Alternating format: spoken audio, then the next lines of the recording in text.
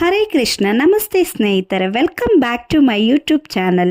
ಇವತ್ತಿನ ವಿಶೇಷ ಏನಪ್ಪ ಅಂದರೆ ಸಬ್ಬಕ್ಕಿ ಪಾಯಸ. ನಾನು ಶುಕ್ರವಾರದ ನೈವೇದ್ಯಕ್ಕೆ ಸಬ್ಬಕ್ಕಿ ಪಾಯಸನ ರೆಡಿ ಮಾಡ್ಕೊಂಡಿದ್ದೀನಿ.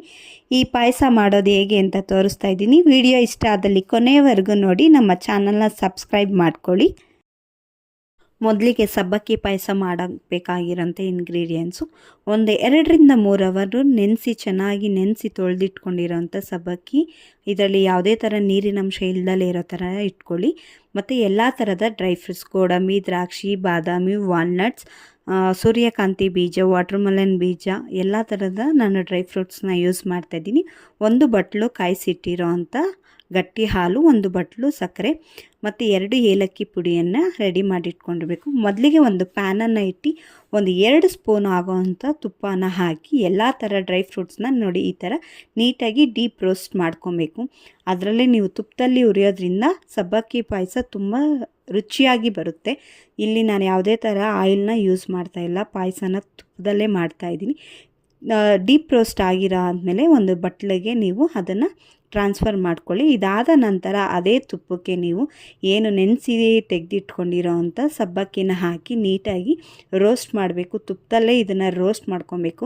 ಒಂದು ಚೂರು ಅಂಟಿಲ್ದಲೇ ಇರೋ ಥರ ನೀವು ಆ ನೀರಿನ ಅಂಶನೆಲ್ಲ ತುಪ್ಪ ಎಳ್ಕೊಳ್ಳೋವರೆಗೂ ನೀಟಾಗಿ ಡೀಪ್ ರೋಸ್ಟ್ ಮಾಡಬೇಕು. ಇದಾದ ನಂತರ ಏನು ಹಾಲು ಇಟ್ಕೊಂಡಿರ್ತೀವಲ್ಲ, 1 ಬಟ್ಲು ಆಗೋವಂಥ ನಾನು ಹಾಲು ಹಾಕ್ಕೊಂಡಿದ್ದೀನಿ.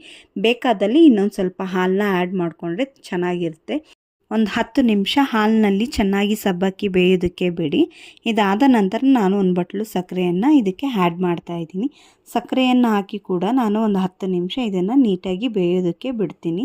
ಸಬ್ಬಕ್ಕಿ ಬೆಂದಿದೆಯಾ ಇಲ್ವಾ ಅಂತ ಒಂದು 2 ಸ್ಪೂನಷ್ಟು ನೀವು ತೆಗೆದು ಕೈಯಲ್ಲಿ ಇಸ್ಕಿ ನೋಡಿದ್ರೆ ಅದು ಗೊತ್ತಾಗುತ್ತೆ. ಸಬ್ಬಕ್ಕಿ ನಿಮಗೆ ಕೈಗೆ ಸಿಗೋದಿಲ್ಲ.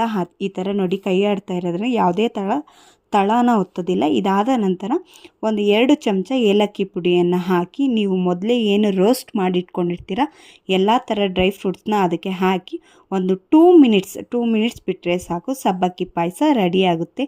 ರೆಡಿ ಟು ಸರ್ವ್ ಅಂತ ಸಬ್ಬಕ್ಕಿ ಪಾಯಸನ ಸರ್ವ್ ಮಾಡ್ಬೋದು. ಇದು ಇವತ್ತಿನ ವಿಡಿಯೋ ಇಷ್ಟ ಆದಲ್ಲಿ ನಮ್ಮ ಚಾನಲ್ನ ಸಬ್ಸ್ಕ್ರೈಬ್ ಮಾಡ್ಕೊಳ್ಳಿ. Thank you for watching my YouTube channel. Bye.